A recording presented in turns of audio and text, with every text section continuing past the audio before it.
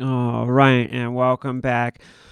Look, I know a lot of people, who are not in the trading world like to talk about the MJ stocks and say like, "Hey, I've had so many people come up to me that have never traded before that have said, "Hey, what do you think about buying some pot stocks?"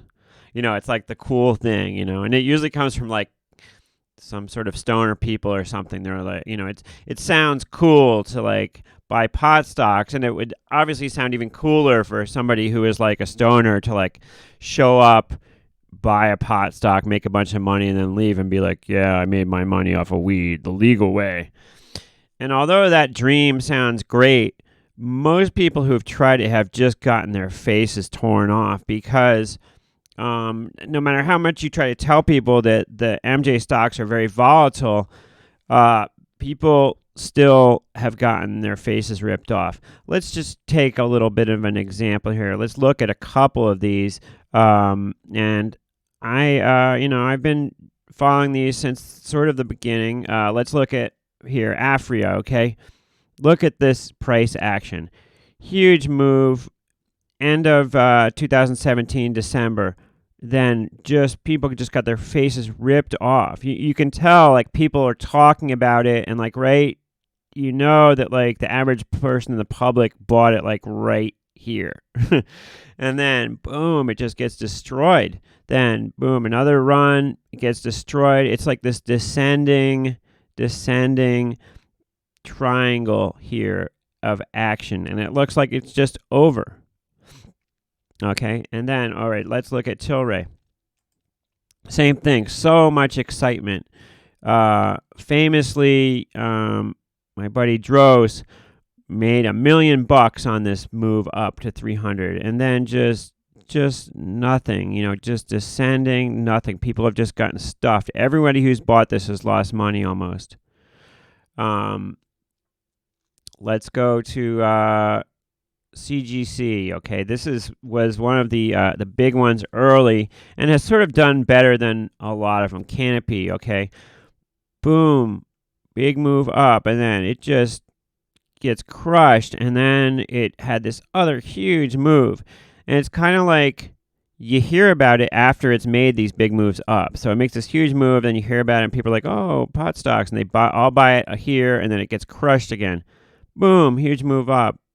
This happened so quickly, the second move, I remember it. It's just like one day, boom, huge moves up, and then consolidating. You can tell all these people buying it after that big move, and then just crushed, stuffed. That's like my favorite new word for buying something and then it going in your face is to get stuffed. So you hear me say it a lot. I apologize. I'll try to back off on that particular phrase. But once again, down. People not making money on these things. A lot of bitter investors in this so-called space. Another one that I was following and definitely lost money on, INSY. Look at this, down to 14 cents on scandals, bankruptcy, the CEO in handcuffs. These have it's been blood in the water for the MJs. But, my friends, after all that is said and done, it could be the time now to actually take a piece of some of these. And look at TLRY here, for example. Okay, that's the chart for months. But if we go to like a 20-day, all of a sudden we see like renewed life. And we're not starting from a point of like $150 here. No, it's back down to somewhat more reasonable valuation. Now, this is still, valued. It's still a high valuation, but somewhat more reasonable valuation.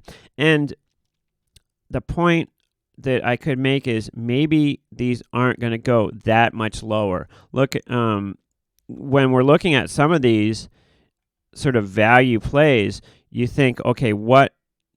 And you should be thinking about this always when you're trading, but in this case especially, you think about, okay, what's my downside here? And if you look at ACB, for example, okay,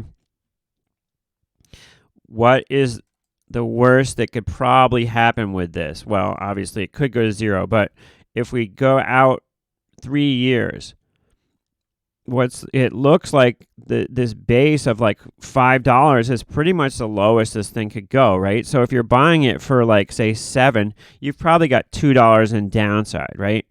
Because that's just basically there seems to be a lot of support in the chart here. TLRY, okay, it's just gotten pounded and pounded and pounded and pounded into oblivion.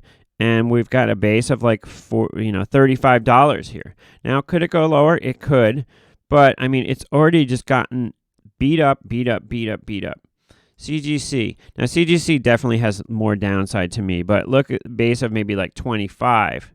Afria, $7. Okay. Now this one, it on this terrible short selling and bad news, it got down to like 350 or 380, I guess. But probably the downside is about $4 here. I don't like this one, so I don't want to even talk about buying this one. So forget Afria.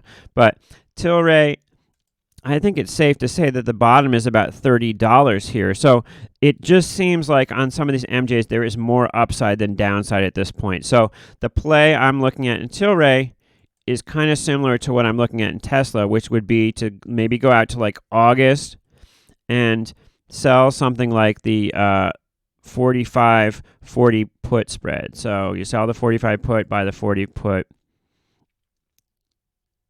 and you are risking $3 to make 2, essentially, which is, a decent risk. And I like the idea of, not betting that this is going to go up, but just betting that it's not going to go down much more. I like that idea. And, if we tighten this chart a little bit, now it certainly could go back down to 40 here, right? But I just like the, and any trade that you're going to make money and you have risk going on, but I just like the idea of selling some out of the money puts in some of these issues. Let's take a look at ACB. And ACB, it looks like the floor really looks like 5 at the lowest here. So if we get another pullback here, I bought some around this 750 area, and I think it's a decent spot because I feel like the upside is much more than the downside in one of these, like ACB. These are all ripe for takeover by somebody, and takeover rumors could easily propel this to $11, $12. And I just don't see a lot of downside in just accumulating a little bit of it here. Let's look at Tesla for a second. Tesla in the midst of a comeback here the last month or so. If we look at the 180-day, it got down to 176, and it's just really rallied off of there. So what I was looking at in Tesla is like, once again, selling out of the money puts. I was looking at like the August 210, 200 put vertical. You sell that. It's a $10 vertical. You sell it for $3. So you're betting $6 to make 3, right? Or betting $7 to make 3 in this case. And I like it. I think that Tesla, can easily get back into its range, can easily rally to 150, and I feel like 200 is a real psychological barrier for this one to not go through. Obviously some risk here, but I like it. I don't really buy this whole thing that the market's going to crash here that everybody's saying. It's a wall of worry has been happening, and a lot of people have missed out in the rally because of fears to the downside, and that happens all the time. With the VIX so low here and stuff just continuing to rally, I like the idea of selling these out of the money puts, some of them, and of course there's risk here. There always is risk. Let's go to the BYND position. Okay, so when we left yesterday, this was around, we were looking at stock around 157, 158. And now I just have straight strangles on. So I am short the 190, the 200, and 205 strike to the upside. And then I'm short the 105 puts to the downside. So basically, if it stays between 100 and 200, then I'm doing well. And staying right around 150 is perfect. As yesterday afternoon went on, volatility actually came in.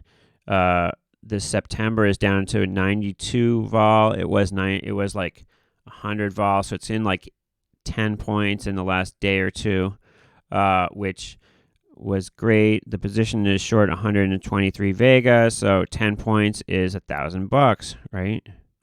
Or $1,200 for the volatility crush there. So, you know, when you look at these Greeks behind me here, or there to the right of me, you see this theta $69 a day. Well, it usually doesn't come in such like an orderly fashion as $69 a day. It like nothing happens for weeks and then it all comes in one day, or it even vol comes higher at some points. But this is just supposed to show you the average. So if you want to collect that $69 a day, you need to hold the position for a little while. Yesterday was fortunate in that a lot of it, like 10 days worth, came in on one day. And, you know, this theta and this Vega number are related to each other. But theta really addresses the fact that every day options are moving towards expiring, and thus they're worth less money. We talk about how if you draw a bath in a bathtub of hot water, and the water slowly changes from being very hot to being room temperature. I think that's called Bernoulli principle, or Bernoulli effect. Let me look this up. Yes, the Bernoulli principle states that an increase in the speed of a fluid occurs simultaneously with a decrease in pressure. That's not the one we're talking about. We're talking about how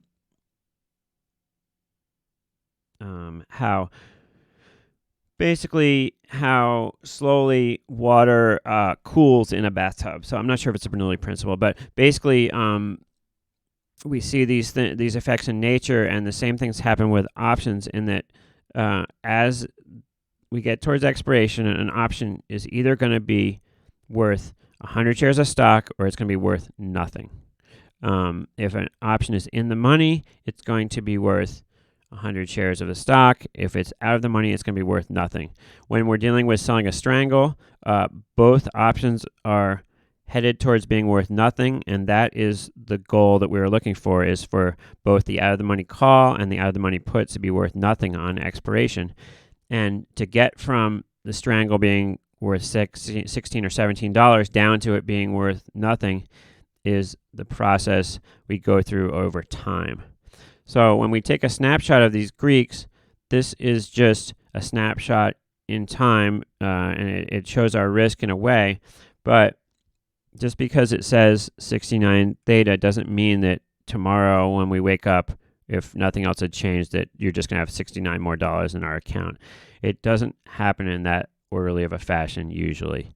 And similarly, if we see delta short 23, well, we know that should mean that this goes down $1, we collect $23.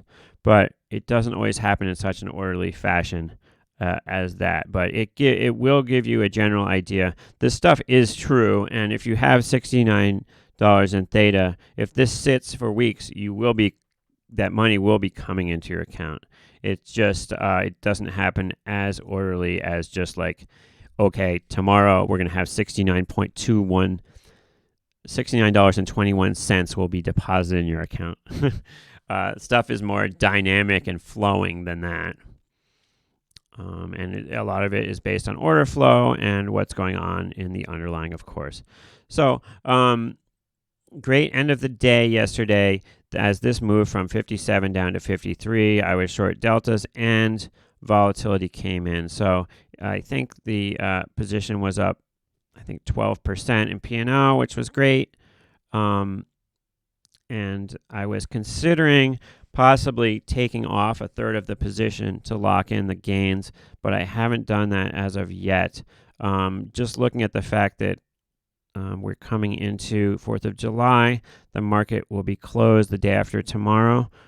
So maybe right before the market closes on the 3rd of July might be a good a good spot to take off the position, because usually when we have a holiday, the day after the holiday, prices kind of firm up a little bit. It's like those couple days before the holiday when they really take out the volatility and take down the volatility, because people don't want to be buying stuff and then eating those couple days of decay, so they take it down.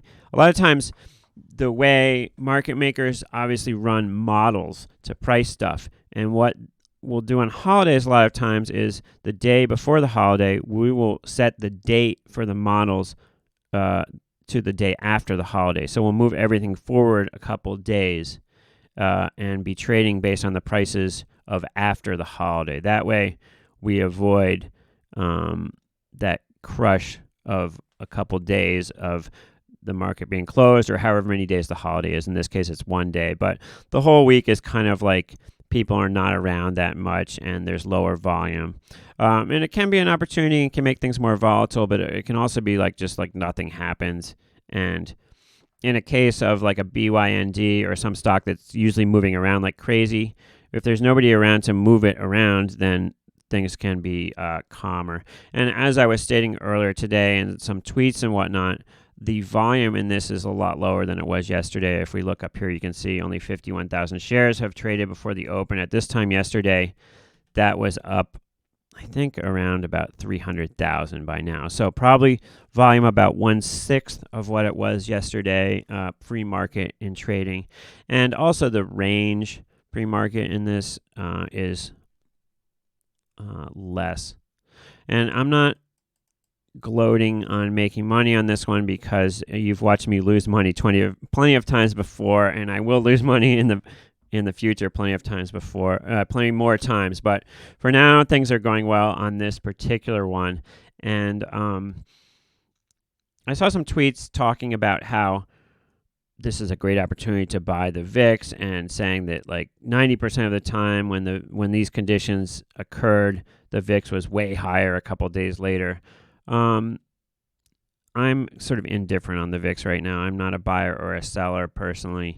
I think that it does have potential to go way lower, but also we are at the low end of the range recently, and so a pop wouldn't surprise me. But for now, I am not interested in taking a position one way or the other. I'd like it to either go lower to sell some other money puts to get sort of long, or pop to get short. So that's where I stand on the VIX right now. Thanks for watching. I hope you have a great day trading your own stuff out there. Oh, so that's what hi Blimp ZZ. Thank you for I didn't know what you said, what you meant by ML before. Mr. Listman was on the road for a lot of last year, but we are working on providing you with some content, including him. So I don't like to talk about stuff before it actually happens, but we are working towards having Mr. Listman contribute to the show, and I hope that will happen sooner rather than later. He's a good dude, and we do talk in private a lot. But like I said, he was on the road a lot of last year. He actually has a background in TV production, so he can probably do a show better than I can. So hopefully I can learn something about making a show from him as well as trading the options. But yes, I'm interested in definitely on having him on, and we have some tentative plans to do that. So look forward to that coming up soon. And I also do have that interview with Kirk Duplessis from Option Alpha coming out very soon. So keep it locked for that. I'm going to let you go as we come on to the open here in just under 2 minutes. We're in a holiday week, folks. Act accordingly. Good luck. There's opportunity out there. Thanks for watching, and I will see you in the next position update.